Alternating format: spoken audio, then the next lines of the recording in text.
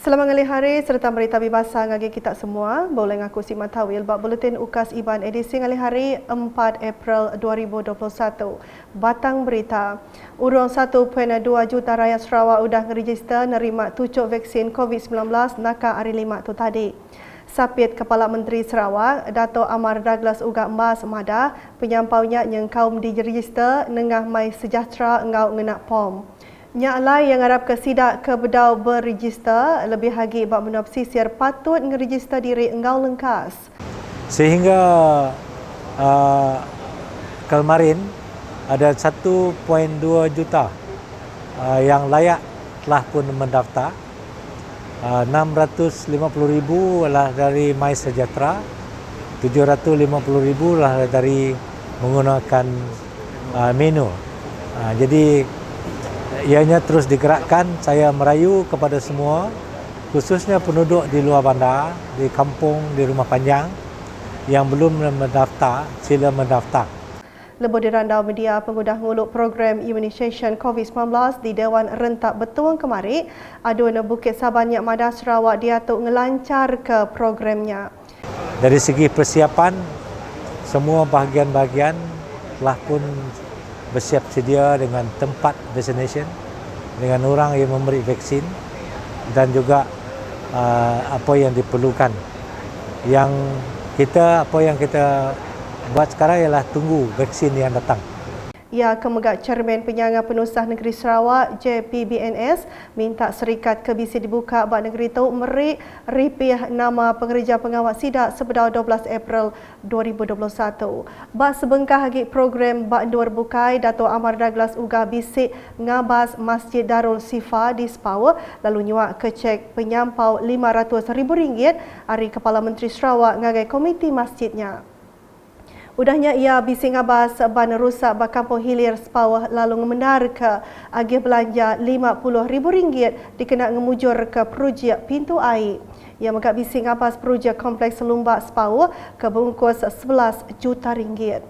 Ngalih agak berita COVID-19, Sarawak kemarin rekod ke 290 kes baru, lalu penyampaunya ngujung ke semua kes jatuh niki agak 17,135 kes. Bak penerangan media JPBNS kemarin megak madah ke Pelilih Kuching ngerikut pemadu mayuh kes ianya 86 kes, ditangkan Bintulu 81 kes, Ngaumiri 36 kes. Pelilih Bukai ngerikut penyampau kes bakal ke di Ayanto.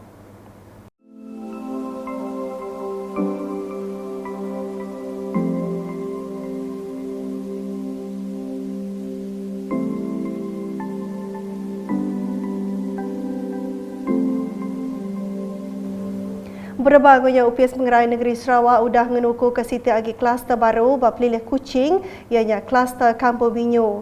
Kluster Kampung Binyo tu berpun hari komiti ianya berampit hari sebengkah pengerami nikah di Kampung Binyo Jalai Tanjung Bako. Berita udah tahu. Pangku pengawal Tuai Genturun Pendiau atau Ketua Rumah Ukai Tanggung Pengawal Mendam serta Ukai ditentu ke mengari rakyat pengudah tempoh servis sidak habis. Adun Tasik Biru Dato' Henry Jinet Mada, servis Tuai Genturun Pendiaunya dekat disambung berpelasar ke pemanah pengawal sidak. Kuya rekod pengawal sidak dekat diperhati ke UPS Pelilih Ngau Residen, bakal penyuah ngatur Aum Komiti Pemansang Ngau Pengelikun JKK, penatai sidak ke UPS Pelilih Ngau Pemagas nganjung report nintiang bulan. Itih masalah dari Epat Am. Ia fikir ngau dari kampung yang agak-agak dari peganti. Jangan salah YP, salah dia sebab temu apa. Ia madah munyinya maya nyerah ke pengawal Tuai Raban Bangsa Kampung Subabuan di Dewan Serbaguna Kampung Subabuan Bau kemari. Berbangunnya kuya pengawal nasih tanah projek Ngaga SK Subabuan kebaru di Pelaba dekat dipenyadi ke Menteri Belajar Sains Ngau Pansiat Teknologi Sarawak Dato' Amar Michael Manya Jaong kena 28 April tu.